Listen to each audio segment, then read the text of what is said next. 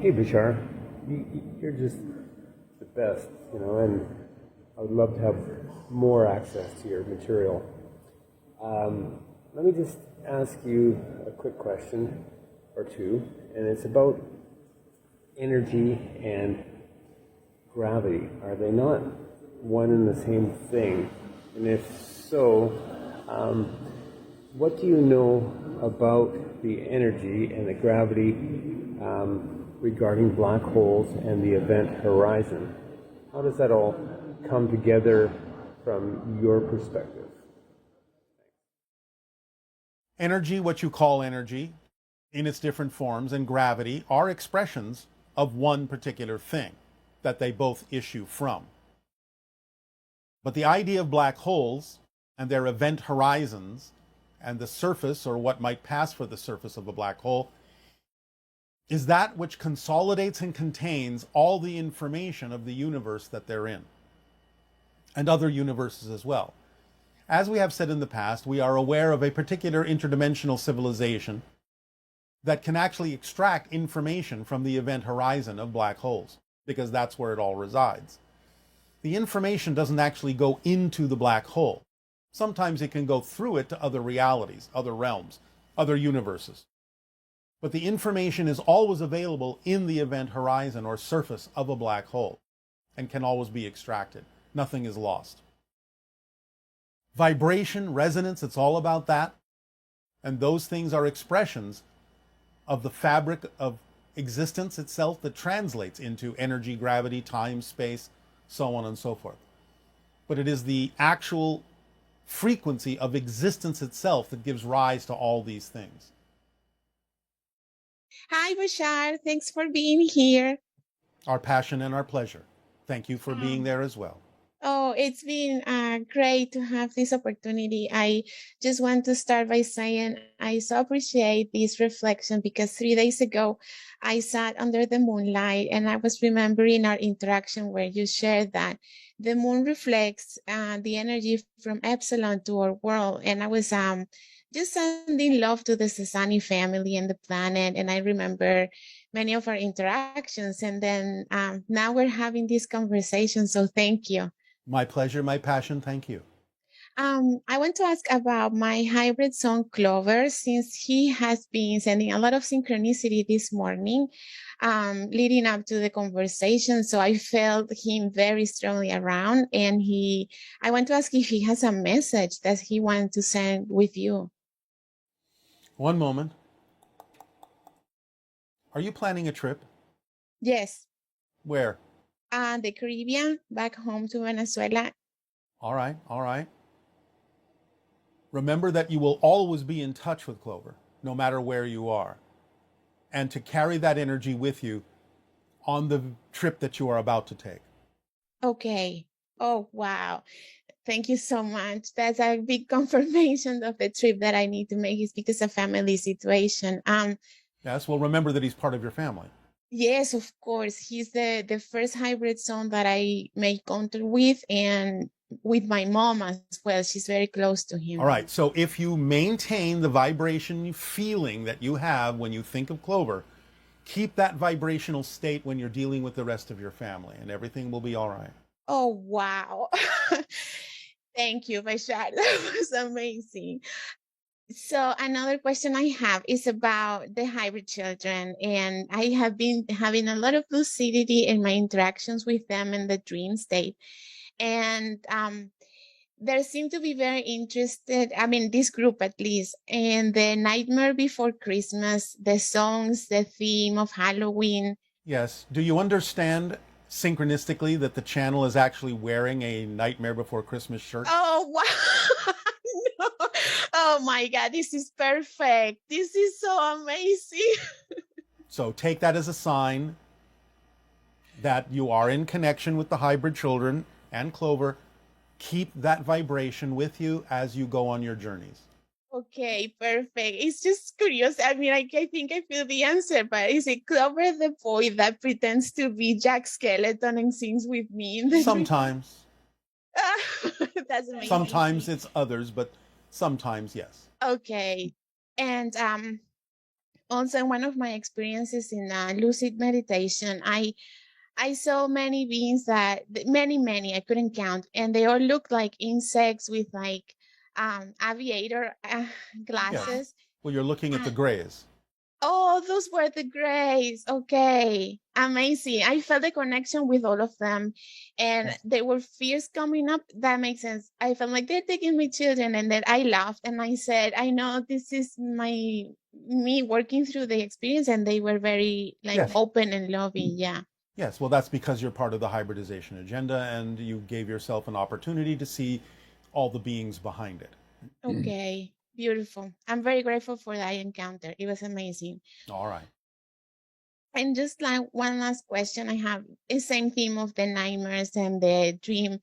One of my hybrid daughters, her name is Prickly Pear, and she's very mischievous. And after we started experiencing, like playing with the Nightmare Before Christmas themes, she started to make monsters in my dreams, and she sends monsters to a friend's dreams as well. And we recognize this her energy, her frequency. She always teases and she says that we don't appreciate her art. And it's like evil plants with teeth. And we always feel her and feels a sunny frequency around her. So we were just curious about that interaction and how excited she is for monsters. Yes. Well, many people on your planet are excited about monsters too, which is why you have so many horror films and horror books and so on and so forth. Because again, it can be used in an artistic and cathartic way to get you over your fears by understanding that they're all, in a sense, illusionary projections. Okay. So in a way that is also the things that I've dealt with in life that feel similar to what I would say a nightmare. It's like a friendly way of working through this. Exactly. I see. So she's helping with that. Okay, awesome. But those were all my questions. Thank you so much, Bashar. You are welcome. Aveo. Aveo. Hello, Bashar. This is Yolanda from Hong Kong. Do animals see death differently than humans? After my pet passed away, my other pet seemingly unaffected by the passing. I always wondered why. Thank you. Bye-bye. Because pets can perceive that they're still in touch with those that have passed into spirit. Death is different for them.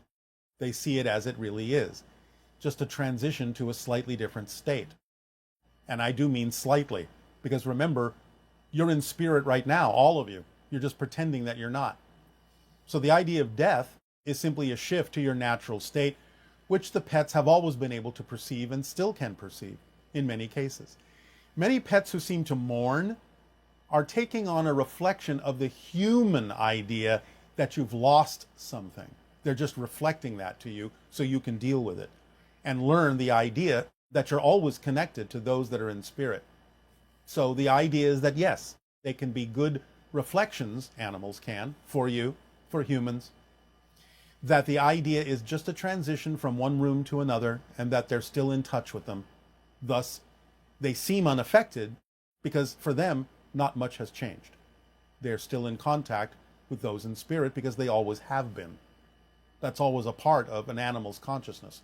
To be aware, in most cases, of animals that are in spirit, of the part of themselves that are in spirit, and the part of other animals that are always in spirit, no matter what physical representations they may project, to be an aid and assist and service to other life on the planet.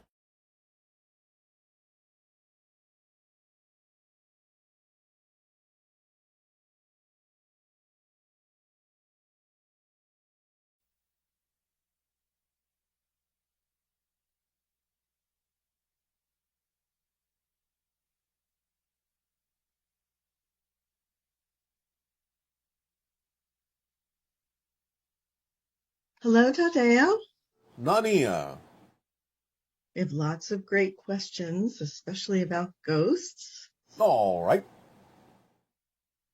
Where are our loved ones who have passed away, and how can we connect to the people we've known when they're no longer in their body?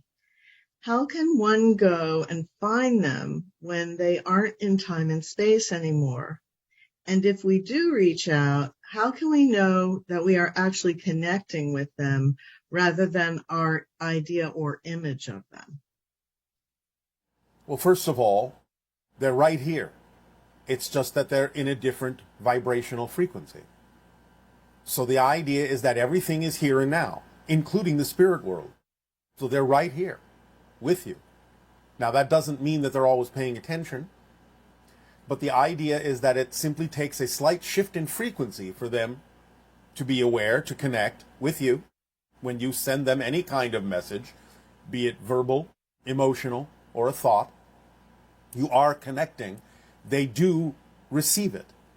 You may not always receive what they send you back. You may not always be paying attention or be of the correct frequency, or your thoughts or beliefs may be getting in the way of receiving their message clearly, but they are always sending love and encouragement. And if you allow yourself to know that and be of that same frequency of love and connection, then just the very idea that you wish to connect lets you know that you are connecting. You just have to allow yourself to clear yourself out of any ideas, thoughts, or belief systems that would make it seem difficult to receive what they send you, and also pay attention to the synchronicity in your life, since that is often an easier way for spirits to get a message across to you. But again, they always receive. Now, whether it is your own thoughts or not, as long as you pay attention to the idea that what you are receiving, even from your own higher mind, or from the thought patterns within your physical mind, as long as they are encouraging, connective, expansive, positive in that sense, then you can rest assured that they are, at the very least, in harmony with the kinds of messages and thoughts that spirits would send to you.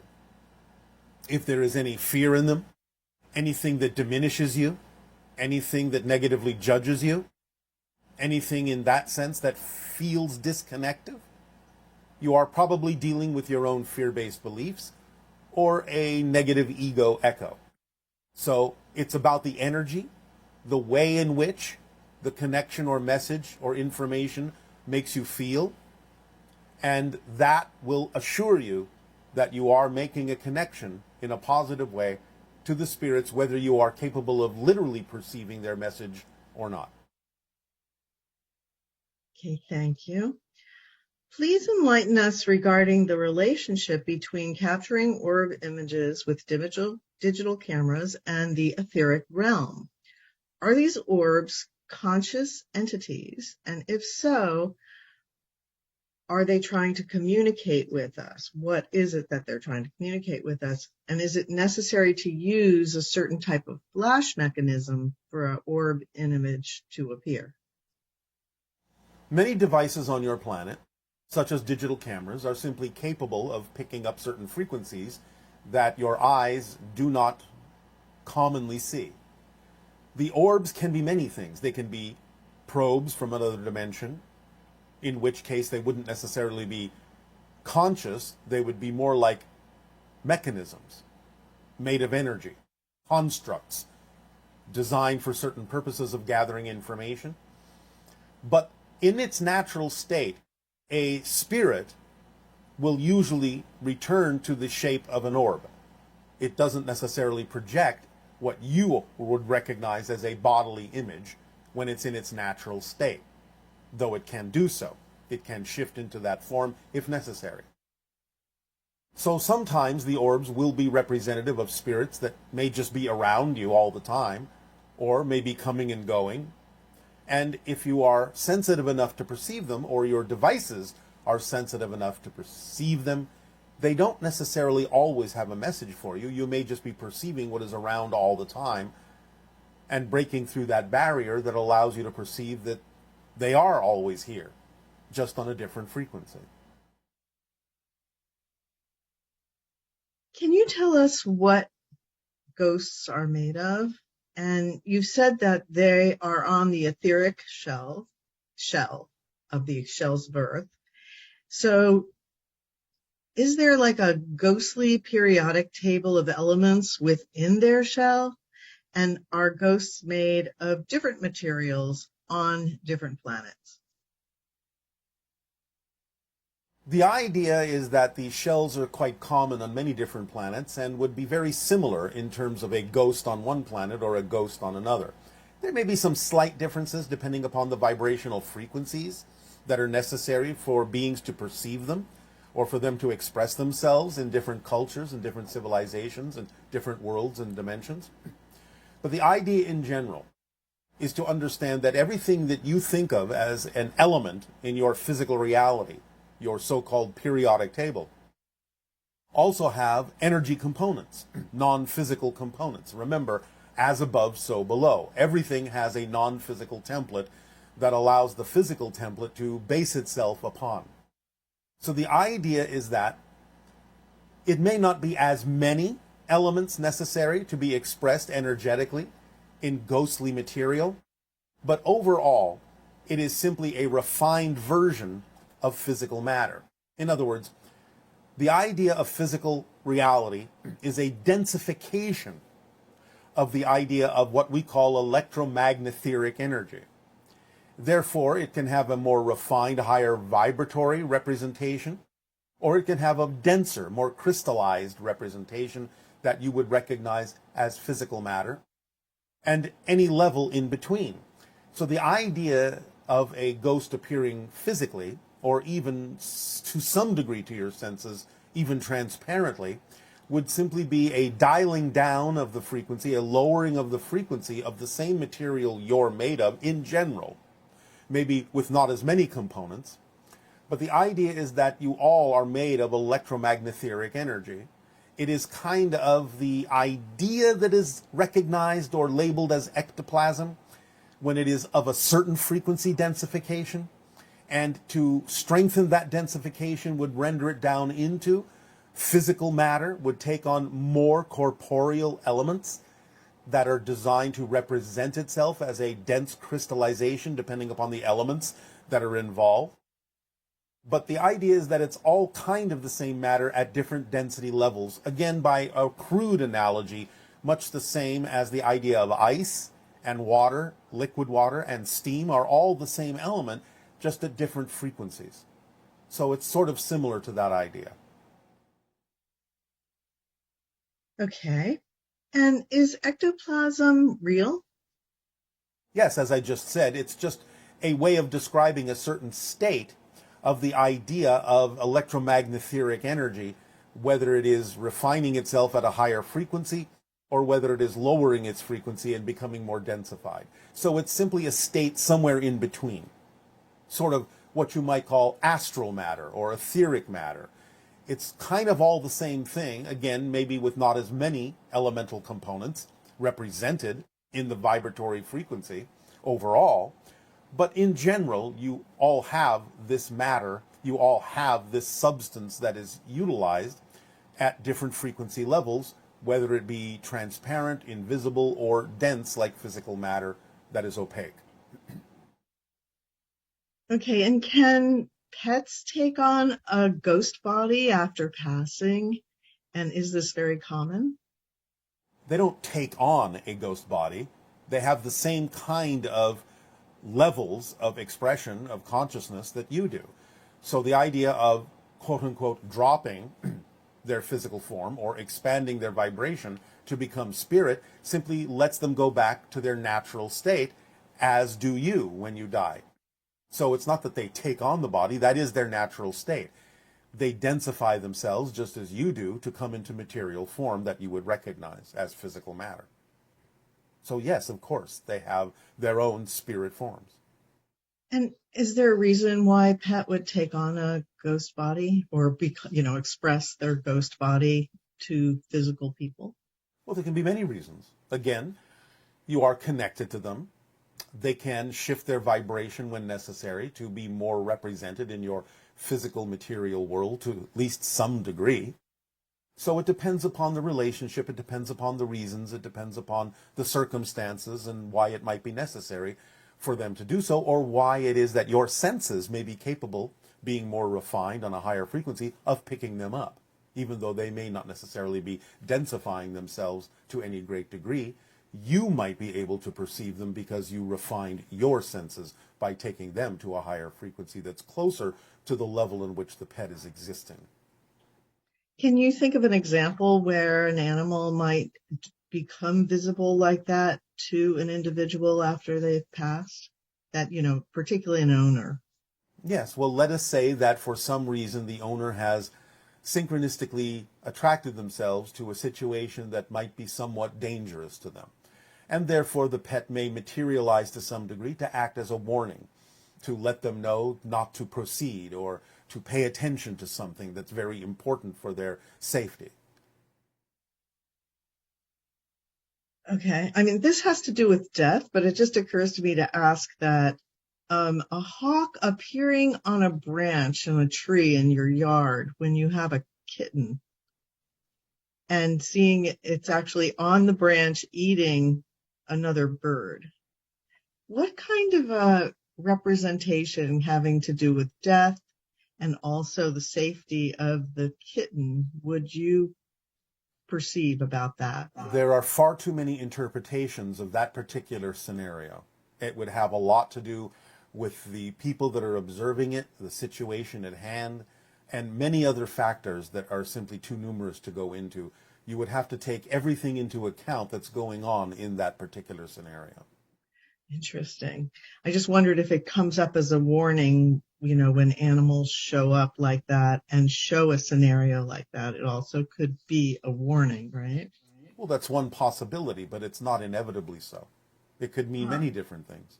Again, it depends on what those symbols represent to people, so on and so forth. So there are just too many interpretations and too many personal issues that may be involved in that kind of a scenario to give an overall generalization. And this person is saying that whenever they see a roadkill or an animal that's passed, they say a quick prayer for them. Thank you for your energy and light. May you rest in peace, knowing you are loved here on earth. I then do the Reiki power symbol and say, and so it is. Does it help the animal? Can they feel it? Could you please revise or add to this blessing so it has more power and love to it? The animal can absolutely feel it and does receive it and will return and reflect the love back. But in a sense, it's more about helping the human by doing those things. They're helping themselves. The idea is that the animal is always connected, always loving, always sending. This ritual, this permission slip that the human is describing, allows the human perhaps more efficacy in receiving the reflection of love and gratitude and appreciation that the animal is always sending. Okay, and this individual is saying, how is it that a non-physical ghost can move physical things or do harm to a physical being? My ex-wife grew up in a haunted two-story home in Placer County and had several creepy experiences. At age 7 or 8, she woke up at night in bed and felt she was being choked. When she got up and looked in the mirror, her throat had finger marks on it. The 1870 piano that came with the house would play middle C in the middle of the night. She also experienced heavy breathing on her face and many other things. There are many things going on here, and again, too many details to go into with regard to that specific series of incidents. However, to answer the basic question, it's as we said before. A spirit, in certain circumstances, may be capable of densifying itself to the point where it can actually interact with physical matter. Because again, physical matter is just a densification of the same energy that the spirit is made of as well.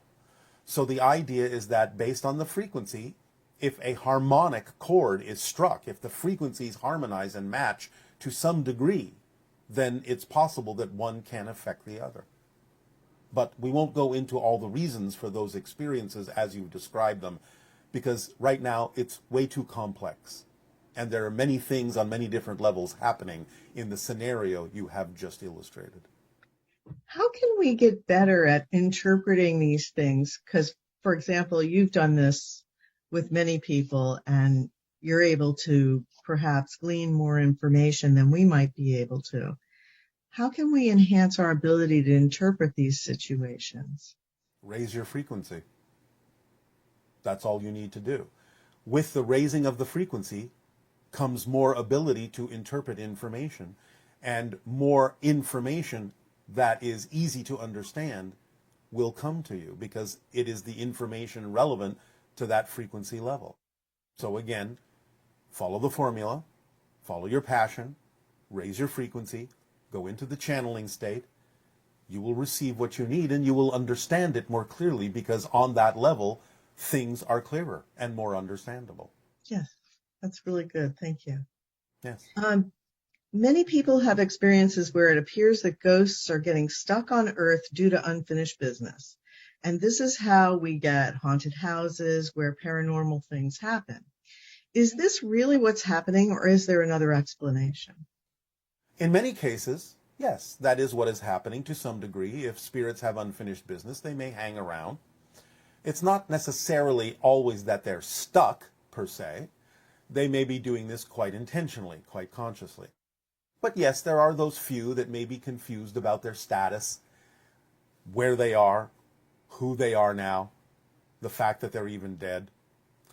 But again, the idea is that many of them may simply have business to attend to and may need to adjust their frequency to be able to do that. So yes, in some sense. But again, remember, as we have explained, there are many different kinds of things that can be happening that may appear to be a living ghost, so to speak, while some things may simply be repeating loops of incidents that have been impressed into the space-time fabric, and that may not actually be a live event. You may even be seeing into parallel realities that may appear diaphanous and transparent to you, but to themselves may be a solid reality just like you perceive your reality to be. And they may, from time to time, be perceiving your reality as if you are a spirit or a ghost, when in fact they're just peering through vibrationally into your reality, but not so fully as to see you as a solid being. So again, as we have explained, there are many different ways in which you can perceive things that may appear to be a living ghost, but don't necessarily have to be. Okay, now you may already have answered this, but what determines whether a ghost appears as an orb or as a partial or full apparition? Well, again, the intention of the moment, why they may need to project something that might be familiar to the person they may be interacting with or perceiving. But in a relaxed state, a spirit is usually perceived as an orb. So it depends on the level at which it is necessary for them to project something else that would give them a different appearance than that. Did you once say that ghosts are people too? Yes, and we were quoting the idea of something that has been said by a person that is very familiar with assisting spirits to cross over to the other side more fully.